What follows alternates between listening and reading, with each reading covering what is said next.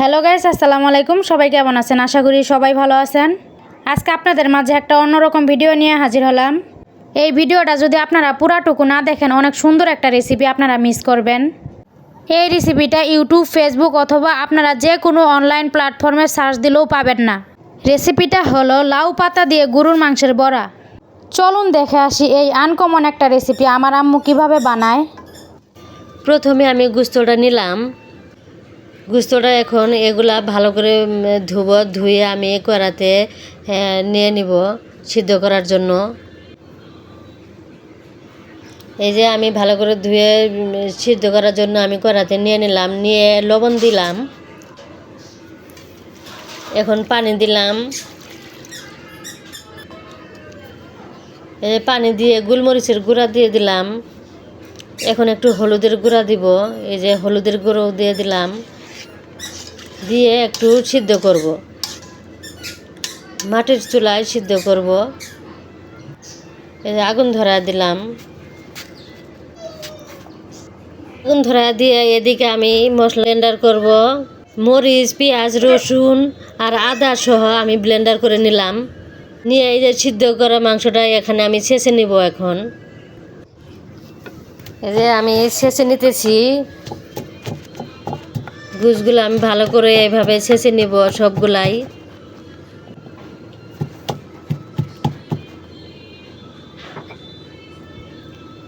এই যে এইভাবে কোয়া কোয়া করব সব গুস্তগুলো। এই যে এইভাবে কোয়া কোয়া করে নিয়ে নিছি। এই যে দেখছেন কত সুন্দর করে আমি নিয়ে নিছি।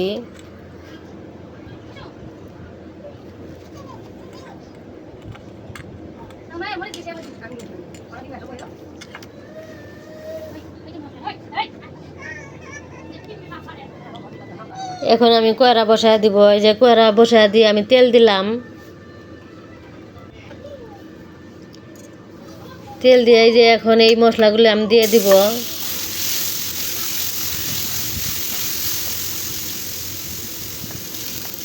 আদা, রসুন, মরিচ, পেঁয়াজ এগুলা এই যে আমি এখন দিয়ে দিলাম, কাঁচামরিচ। এই যে এখানে আছে দারচিনি, এলাচ, লং, তেজপাতা, ওগুলো গুঁড়া করে রাখছিলাম আমি আগেই। এই যে এখন দিলাম জিরের গুঁড়া, এখন দিয়ে দিব হলুদের গুঁড়া, দিয়ে দিলাম মরিচের গুঁড়া। এই যে দিয়ে এখন নাড়াচাড়া করে দিতেছি, মিক্স করে দিতেছি, ভালো করে কষাবো এভাবে নাড়াচাড়া করে।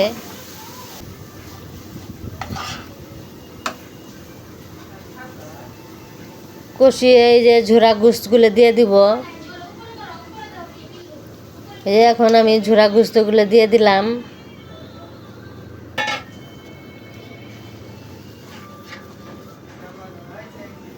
এভাবে আমি কখনো কোনো দিন রান্ধি নাই, সেদিন রাঁধেছিলাম আর আজকে রান্না করলাম। কারণ সবাই তো খালি শুটকি খায়, ইলিশ মাছ খায়, মানে অনেক প্রকারের মাছ দিয়ে এরকম করে লাউ পাতা দিয়ে খায়, কিন্তু কেউ কোনো দিন খায় নাই, এইভাবে গরুর গোস্ত খায় নাই। এর ভাগে আমি লবণও দিয়ে দিছি। পরে আমি ভাবলাম যে আজকে আমি গরু গোস্ত দিয়ে লাউ পাতা দিয়ে বড়া বানাবো, সেজন্যই পরে আমি ওই দিন লাউ পাতা দিয়ে গরু গোস্তের বড়া বানিয়েছিলাম। বড়া বানিয়ে আমার ছেলেকে দিছি। ছেলে মানে কি কোনো দিন এইভাবে ঝাল খায় নাই। সেদিন যে কিভাবে ভাতগুলো এত তাড়াতাড়ি খায় নিছে আমি মানে চিন্তাও করি নাই। পরে আমি বললাম, তুমি এত তাড়াতাড়ি খায় নিছো? হ্যাঁ আম্মু, অনেক মজা হয়েছে, এই মজাও লাগছে আবার ঝালও লাগছে, সেজন্য আমি এত তাড়াতাড়ি খাইছি। আমি নিজেও জানি না যে এত তাড়াতাড়ি আমি কেমনে ভাত খাইলাম। আমার কাছে তো অনেক মজা লাগছে। গুস্তগুলো ওইভাবে আমি ভাজা ভাজা করে নামিয়ে এখন আমি এই যে লাউ পাতাতে এভাবে বড়ার আকারে করে দিলাম। এ করে আমি একটা মধ্যে রাখলাম। এই যে এইভাবে সবগুলা আমি এইভাবে লাউ পাতাতে দিয়ে আমি এইভাবে বড়া বানিয়ে ফেলবো।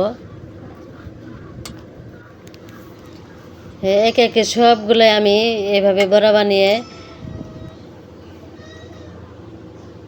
কড়াতে দিয়ে দিব।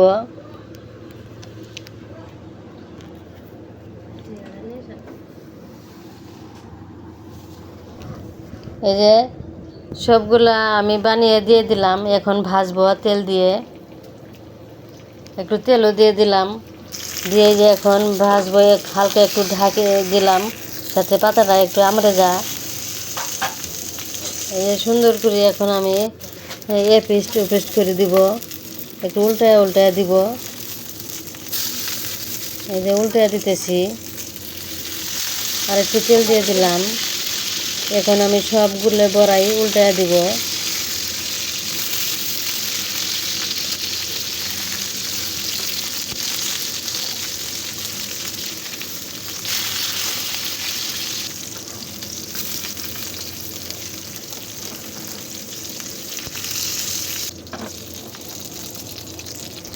এখন আবার উল্টাবো, কিছুক্ষণ পর পর আমি উল্টায় দিব যাতে ভালোভাবে হয়, পাতাটা যাতে ভাজা ভাজা হয়, সিদ্ধ হয়, মুচমুচে হয়।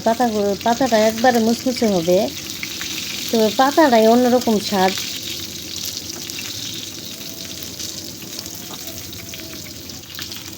এই যে এইভাবে সবগুলো বড়াই আমি উল্টায় উল্টায় দিব যাতে উপরের পাতাটা ভালোভাবে হয়।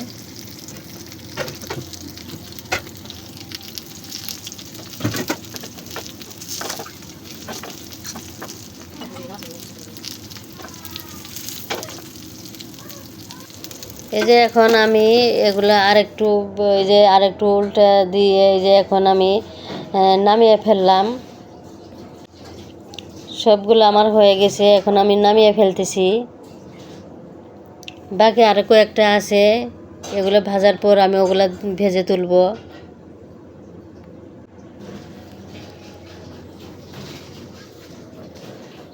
সবগুলো আমি উঠায় নিলাম। এই যে সবগুলো আমি উঠায় নিলাম, এখন সবাই মিলে খাবে। এই যে এখন আমরা সবাই মিলে একসাথে খেতে বসেছি। বড়াটা কিন্তু মাশাআল্লাহ অনেক মজা হয়েছিল। আপনারা যদি বানিয়ে খান তাহলে বুঝতে পারবেন যে এটার মজা কেমন। এই যে এখন আমি খেয়ে নিচ্ছি, বিশেষ করে লাউ পাতাটা অনেক মজা লাগছিল।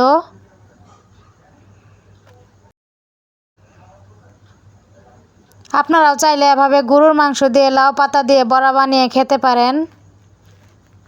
অবশ্যই আপনাদের একবার হলেও ট্রাই করা উচিত। সবাই আমাদের চ্যানেলের ভিডিওগুলো বেশি বেশি দেখবেন, আমাদের ভিডিওগুলোতে লাইক কমেন্ট শেয়ার করবেন। আজকের জন্য এখানেই বিদায় নিয়ে নিচ্ছি। সবাই ভালো থাকবেন। আসসালামু আলাইকুম।